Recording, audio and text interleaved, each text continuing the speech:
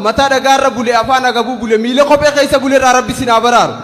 Dhalootan qabne dhaltii muchan qabne ija hirriban qabne halkan bariin qabne barii nageen qabne irraa rabbi sinaa baraaru. Rooba badheessa caamu ibidda mistijaa badhaamu jabaa nama saamuu fi ajala nama yaamu irraa rabbi sinaa baraaru. Laalaa isoo ama ta'aa fagaaraama dubbataa har'aa ta'amaa fi bulchaa mijjaama irraa rabbi sinaa baraaru. Abbana raacha fayyaa billaacha nagayaa afaa quufa umrii dheertuu fayyaa waartuu rabbi sinaa kannu. Lammii gootan qabne aadaa hoodan qabne hojjetaa qoodan qabne fi kannaa galatan qabne irraa rabbi sinaa baraaru. Maqaa arbaa humna leencaa onnee qeerreensaa aayilii jeedalloo milika illeensaa gamtaa kanniisaa rabbi sinaa kannu. Diina keessan harootumni guute foon cululleen fuute cilee bishaan buute rabbi haa godhu. Dhiira hunda qaaltu dhalaa sagaggaaltu diqaalaa nama dhaaltu irraa rabbi sinaa baraaru. Bakakkaa rooba keessaa qoree horofa keessaa gufuu karaa keessaatii fi dhibdee garaa keessaa irraa rabbi sinaa baraaru.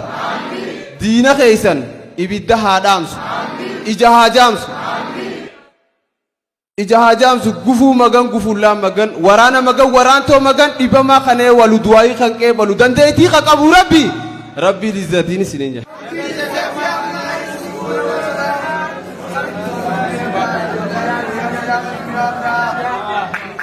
Du'aayii bareedu akka mushabbakaatti waliin mammaramtee nama keessa gasseentu nuuf galanii jiranii aartist Ahmad Ibroosheedha.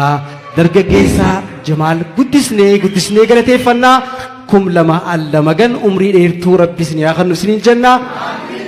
Du'aayin tiyya ta'isaaniin geessu haanuma taatu tiyyaas numa qeelamtii yoo qeelamte hin beeku jeetumaan jeef kum lama allamagan irra deebi'ee isinis irra deebi'aa mee kutaa akka harka naa dhawaadhaaf.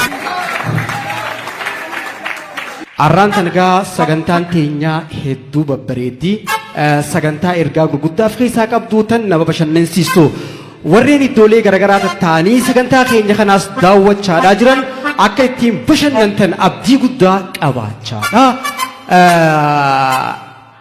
Feeseen jarjaru jira nanaqi jechaa ni dhageessanii kilaasikaan achiis gamanaanis DJ Duusii jira.